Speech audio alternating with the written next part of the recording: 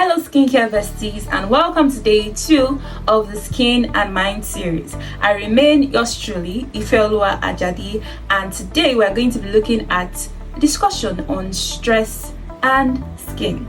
We're going to be looking at how stress affects your skin and various stress management practices to ensure that you have a healthy and glowing skin. Now, I'm sure many of us are familiar with what stress is. We've literally had experiences of stress, but just to give a proper definition, stress refers to the normal, natural response of your body to perceived threat or pressure.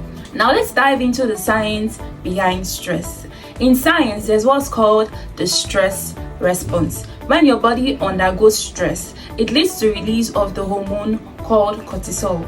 And when there are high levels of cortisol in the blood and body, it can impact your skin negatively. Some of the effects of high level of cortisol on your skin is hormonal imbalance. And what do I mean by that? Obviously, when your skin and your body is already stressed, cortisol is released in abnormal levels. That is an imbalance of hormone. So that effect now leads to other subsequent effects, one of which is inflammation. When cortisol is released to a higher degree, it causes inflammation in your skin. Another such effect is disruption in your skin barrier. Your skin barrier is disrupted to the end that it is much more sensitive to infections and even more inflammations. Another of such effects is sleep deprivation.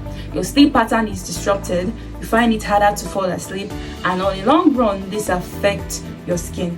Another of such effect is mood swings. When the cortisol level is so high in your body, your mood is disrupted. That's why you find out that during periods where you are so stressed out, the last thing on your mind is to clean your makeup and apply your skincare products. It as a result of stress. These are just some of the effects of high levels of cortisol on your skin. Now we're going to be diving into the impact of stress on your skin. Now, don't forget I've been able to link stress to release of high level of cortisol in your blood and your body. Now, how does this impact skin conditions? If you already have existing skin conditions like acne, rosacea, eczema, and you're already treating them, the result is that it will make it harder for these things to heal. So that will prolong the treatment period because it will either trigger or aggravate, that is worsen, these skincare conditions. And when we talk about how to manage stress for better skin, many people think that the only way to manage stress is just to sleep or to rest. But don't forget that when you are stressed and cortisol is so high in your body, it is harder for you to fall asleep. So there are various ways to manage stress. Number one on my list is meditation and mindfulness. It means being aware of your surrounding, being aware of the present moment, taking out time to just reflect daily. It could be 10, 15, it could be even 5 minutes to just take out time to reflect on your day, reflect on the things going on in your surrounding, and be in that moment. Another technique for stress management is deep breathing exercises. Skincare besties, at those moments in time when it seems as though everything is against you, just do this. Calm down and take a few seconds to breathe in and breathe out. Then you breathe in again and you breathe out. Repeat that up to 5 to 10 times and you will be fine. You will have a clear head, you have a clear mind to be able to forge ahead or to make better decisions. So it is stress management technique. Another technique for managing stress is self-care. What are those things you love? Personally, everybody has individual differences. For example, me, one of the things that calms me down at times is reading books. Reading books that I love, researching, just finding out new things, new information, that calms me down a lot. For other people, it could be sleeping. For other people, it could be food, eating. For other people, it could be talking to their friends, their family members. So just find out what works for you when it comes to self-care. For some people, it could even be using their skincare products, their skincare routine. So just find out what works for you, what you love to do best, and ensure that those moments where you are stressed, that should be the first thing that comes to your mind. Another such technique is exercises, physical movement, moving your body. It could be taking a brief walk, it could be maybe cooking in the kitchen, it could be, going for aerobic exercises, or whichever works for you. Another technique is yoga. Now, yoga is a very special one. Yoga combines 2 stress management techniques, deep breathing and physical movement.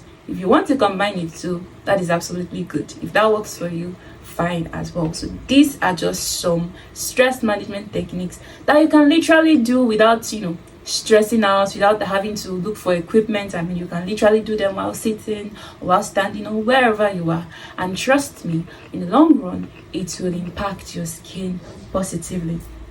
Now, importance of self-care and relaxation. When you are able to manage stress properly to the end that you are able to care for yourself and relax your body, one of the things it will do is reduce inflammation. Now, don't forget that we spoke about the high level of cortisol, the effect of high level of cortisol on your skin because of stress, high level of stress. It will increase inflammation, disrupt your skin barrier, and much more. But when you are able to indulge in self-care practices, you find out that inflammation is reduced, your skin barrier is protected, and you are just able to relax more, and that will impact your skin positively.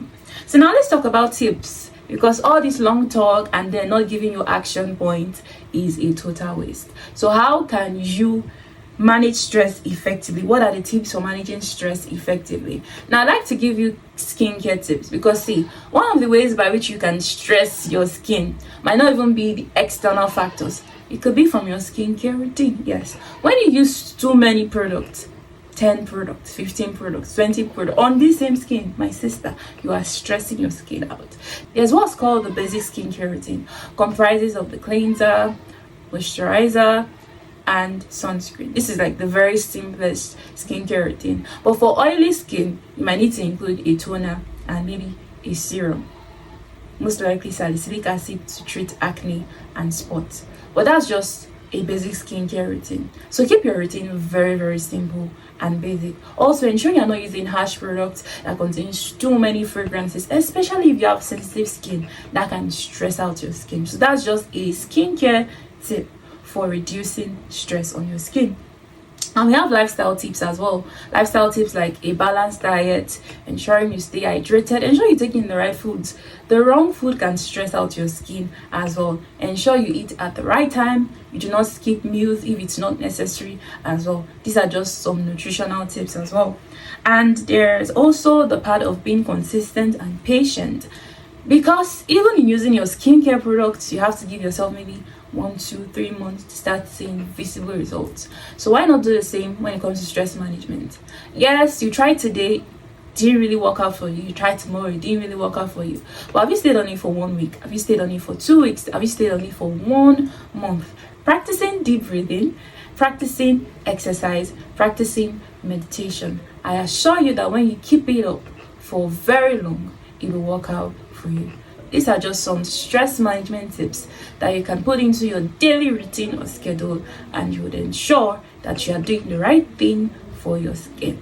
So we've come to the end of today's discussion, and I'd like to ask you a question. Which of these stress management tips would you be implementing very soon? Which do you think resonates with you? For example, me, I don't think yoga can work out for me. I really am not familiar with the concept. When it comes to exercises like maybe taking a walk, jogging, I can relate with that very well. So that works very well for me. So what works for you? I want to hear your thoughts in the comment section. Do not forget to like, share, comment, subscribe to our YouTube channel, and keep updated on our daily videos. See you on day 3.